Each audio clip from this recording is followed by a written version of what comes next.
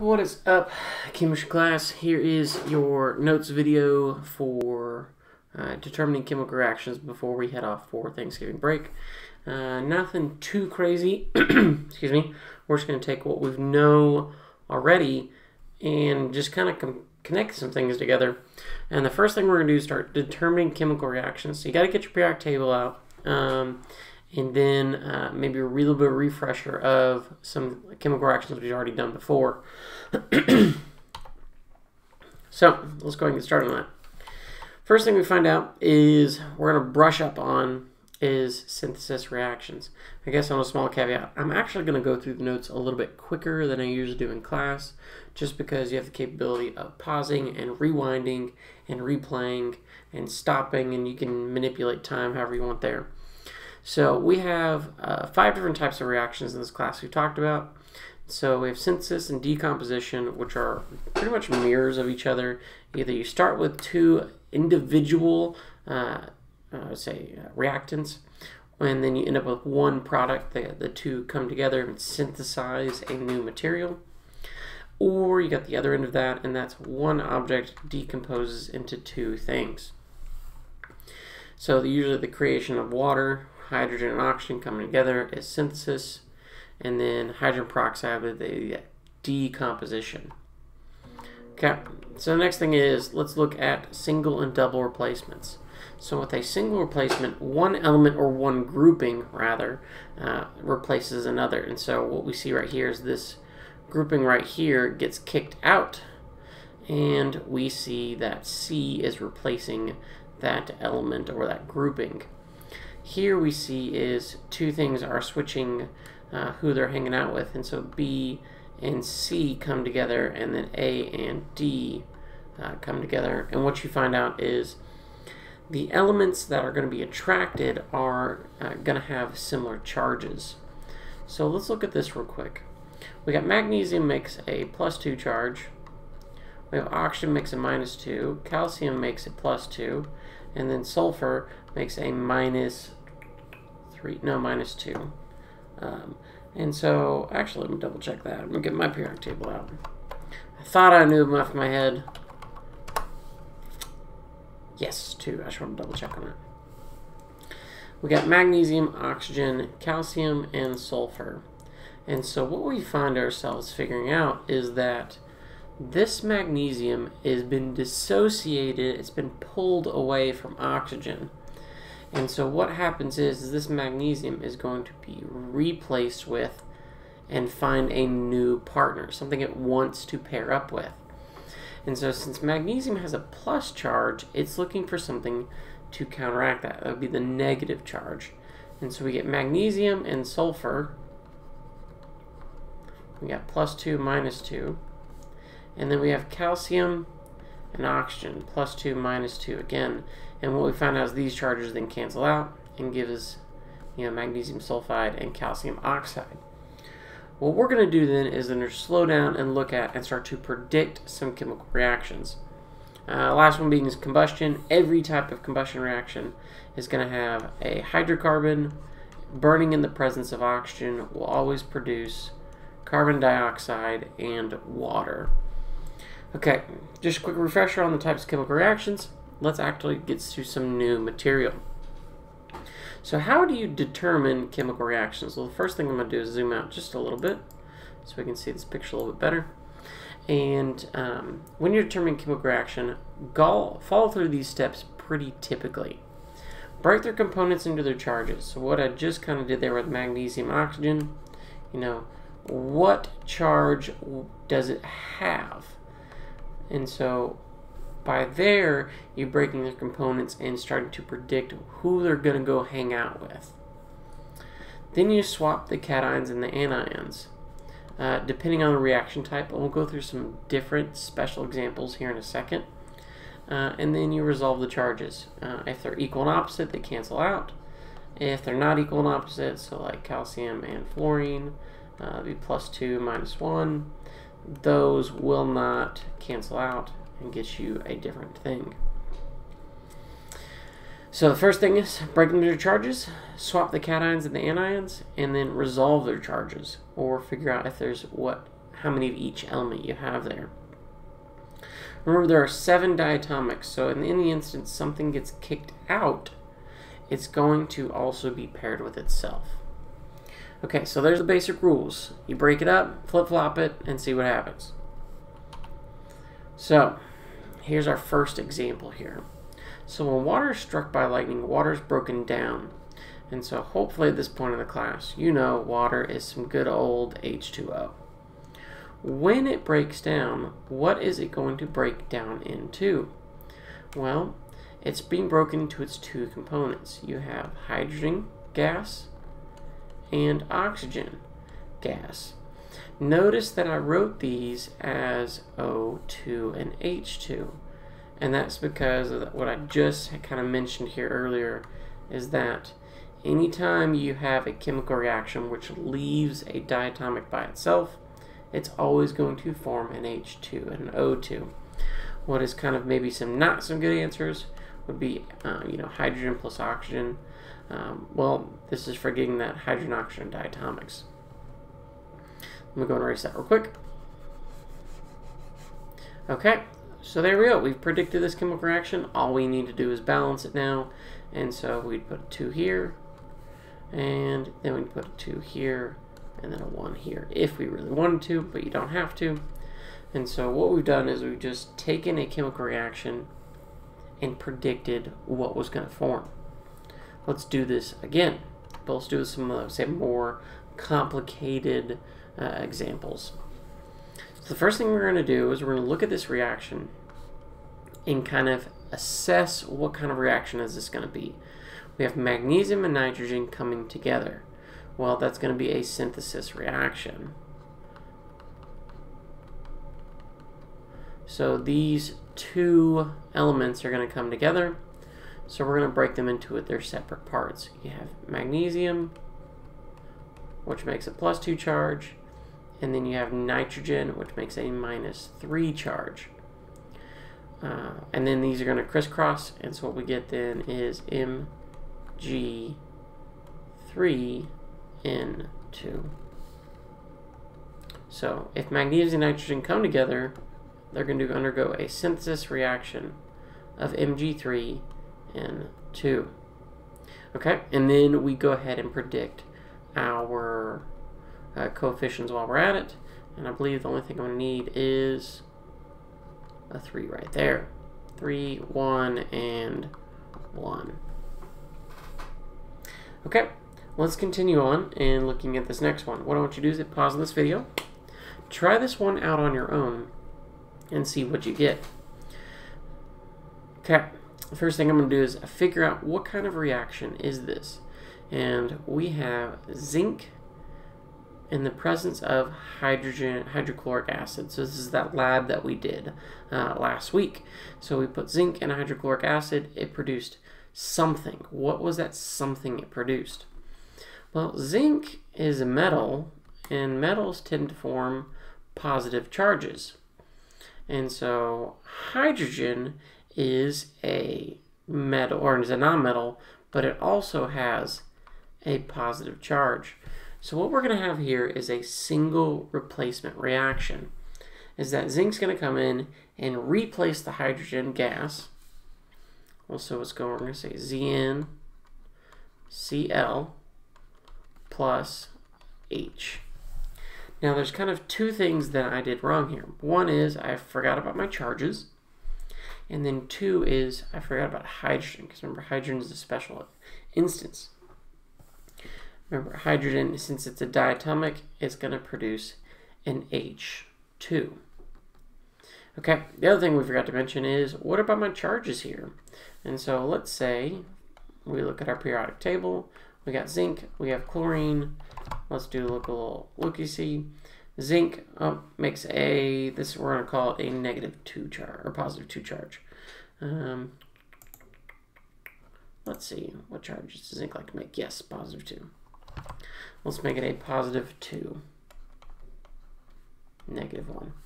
Now, what we haven't talked about in the class too much is predicting the charges of zinc. Since it's a transition metal, I'm just going to give it to you. It's a +2. Chlorine, you should know it's a -1 by this point. So we then crisscross them, and this gives us, ZnCl2. Okay, there we go. All we need to do now is balance our chemical reaction. So zinc replaces the hydrogen, kicks it out, gives us ZnCl2 plus hydrogen gas. Is this balanced? And a quick assessment tells me no. Let's go ahead and try to balance it. You can follow along with me. We're going to put a 2 here, and done. That was easy. Okay. Alrighty, ladies and gentlemen. Now let's step up our game just a little bit. Let's try this next one out. We have aluminum chloride plus sodium sulfate. And so what is this going to do? Well, we find out is that sodium's a metal and aluminum's a metal, and so these are going to change places. And so what first thing we need to do is break it down to its charges. Aluminum would have to have a +3 charge because chlorine has a -1 charge. Sodium has a +1 charge, and sulfate, if we look at our polyatomic list, has a -2. So what do we now do here then is we look at what changes with what. So the sodium's going to go to the chlorine, and the aluminum's going to go to the sulfate. So what do we get? We get NaCl plus AlSO4. Okay, there we go. We ran it, but I did something wrong again. Okay, there's lots of pitfalls, a lot of traps here. We forgot about our charges. So aluminum makes a +3, sulfate here makes a -2, and so that's going to give me a Al2SO4 and then NaCl is +1 -1, so those cancel out. All right. Last step here would then be balancing. Let's try it out. All right. Aluminum. We've got 2 over here. Which means I'm going to put 2, 3, 6 here, 3 here, and 2 here. Is that right? Something tells me no, that's not right. Aluminum is 2. Oh, there we go. 2, 2, 6, 6. All right, there we go. 2, 3, 6, and 1. Alrighty. There you go, ladies and gentlemen. We've just done 3 different examples of predicting chemical reactions based on what we're given. So let's go ahead and do this last one and see if you can follow along with me. And then we'll look at some special examples. So we've got sulfuric acid, H2SO4, plus KOH, which is potassium hydroxide. So anytime you add a acid to a base, now we haven't really looked at acids and bases too much, but they're always going to produce something similar. And so we'll get to that when we get to that. So I'm going to erase that for now. What's going to go on here? Well, we've got hydrogen, which makes a plus charge. We've got SO4, which is our polyatomic. Again, that's going to be a -2 charge. You got potassium, which is +1, and then OH, which makes a -1 charge. Okay. Now then, let's break this down. What is going to go on?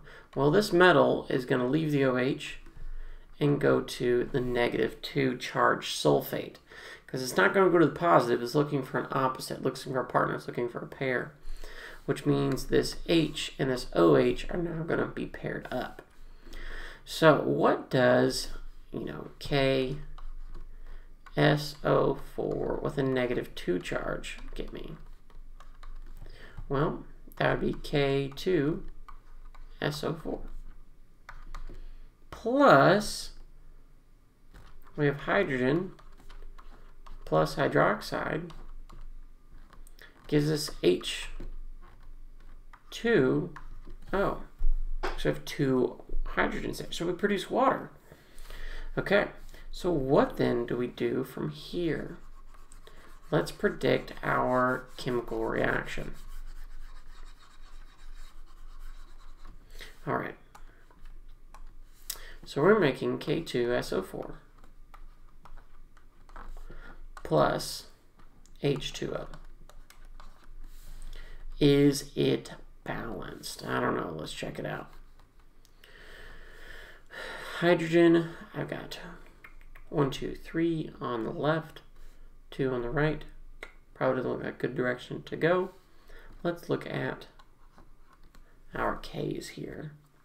So we have 2 KOH, and I've got 2 potassiums on both sides, which means I'm going to put a 2 here, because that gives me 4 hydrogens on the left, 4 hydrogens on the right, 6 oxygens on the right, 6 oxygens on the left. We are now cooking with grease. We look done. All right, ladies and gentlemen, there you go. What we've done is we've just predicted the chemical reactions for 4 different reactions. We did a synthesis, we did a single replacement, we did a decomposition. This one we tore it apart. We did a double replacement on those last 2. Okay, what about your special cases? You know, the more you study chemistry, there's going to be more special cases. Combustion. Combustion will always be a hydrocarbon burning in the presence of oxygen. And so it always produces 2 things, water and carbon dioxide. Water and carbon dioxide. Always, always, always. And then in some instances, if there's not enough oxygen present, you can start producing other things, but we're not going to talk about that. That's called incomplete combustion, but this is just straight up combustion reactions. Okay, and then what is another special case we really don't unpack in this class is what if you create something other than 2 products? What if you create 3 products or sometimes 4? You know, what do you then predict? How do you then predict those chemical reactions? We're just going to leave that for another time. And then the last thing is activity series. We kind of hit on it when we did our zinc and hydrochloric acid lab, but we're going to unpack this just a little bit more. And this is what your reactivity series should look like, is that the more reactive metals like potassium will tend to replace any of the metals below it. However, if you have a metal like, let's say, lead, it cannot replace anything above it. All right, not typically. And that just has to do with electronegativity, is how bad do these elements want that electron, or want to give it away, rather. And so potassium is extremely reactive because it really wants to get rid of that electron rather quickly, or rather aggressively. So what does these special cases do for us when predicting chemical reactions? So let's look at this first one right here. We have a CH4 molecule and oxygen. The very first thing that should tell us is that we are looking at a combustion reaction. So where it's going to produce carbon dioxide and water. All we need to do now is balance the chemical reaction and we're done. So let's go and try this out. Let's do, I want 4 hydrogens on the right. I want 4 oxygens on the left. There we go. And we're done. Cool. Okay, what about we're looking at a metal replacing another metal? Well, we need to look at aluminum is trying to replace the sodium. Does that fall in line with our activity series? So let's look at this. If aluminum is trying to replace anything above it, it cannot happen. There's no reaction.